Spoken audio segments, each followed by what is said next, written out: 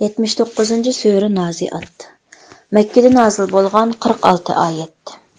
Nihayet şefqatlik ve mehriban Allah'ның ismi bilen başlayman.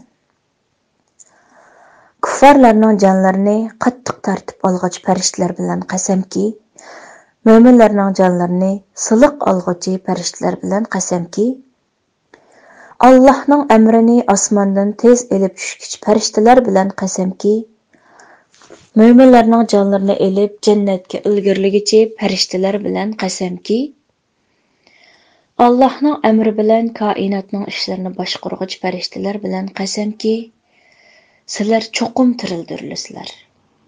Sizlardan cho'qim hisob elinadi. Bu kun, ya'ni qiyomat kunida zamin va uningdagi shay'lar qo'shilib tavraydi. Uning orqasidanla osmon va uningdagi shay'lar qo'shilib tavraydi. Bu kunda dillarni, ya'ni kuffarlarning dillarini qo'rqinch bosadi.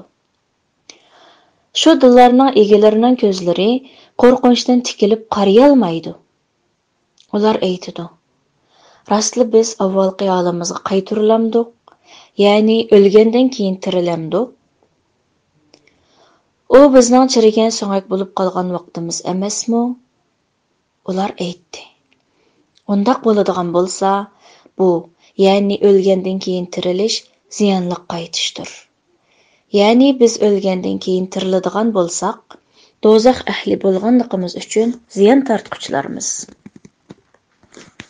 Bir sayha, ya'ni Israfilning sur chelishi bilanla ular, ya'ni jami xaloyiq yer ostidan zaminning ustiga chiqib qoladi.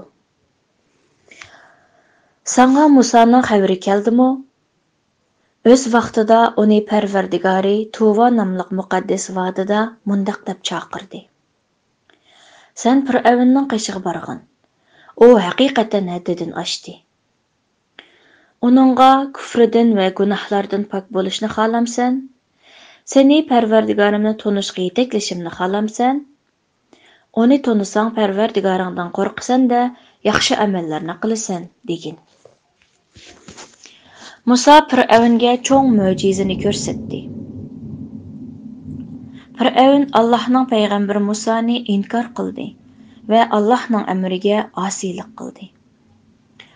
Ondan Fir'avn Musodan yuz o'rib, hiyla-mikr ishlatishga kirishdi. U sehrgarlarni, askarlarini, tavalarini to'pladi ham nido qilib dedi: "Men sizlarning buyuk Parvardigoringlar bo'laman." Allah uni dunyo va oxiratning azobi bilan jazoladi. Shak shubhisizki, Allohdan qo'rqadiganlar buningdan ibrat oladi. Sizlarni yaratish mushkulmi yoki osmonni yaratish mushkulmi? Allah osmonni yaratdi. Uning egizligini yuksak qildi va kam kuchsiz qildi. Uning kechisini qop-qorong'u, kunduzini yup-yo'riq qildi. Shundan keyin zaminni ahli zaminning turishiga loyiq qilib yoydi. Zamindan buloqlarni oqtirdi, o'simliklarni o'stirdi. Tog'larni zaminda muqim qildi. Alloh taolo ularning hammasini sizlarning va hayvonlaringlarning foydalanish uchun yaratdi.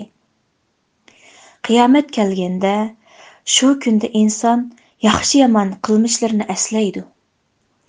Qarag'uvchilarga jahannam ochiq ko'rsatildi. Kimki kufrida, gunohda chekidan oshadigan, dunyo tirikchiligini oxiratdan ortiq ko'radigan, uning joyi haqiqatan jahannam bo'ladi.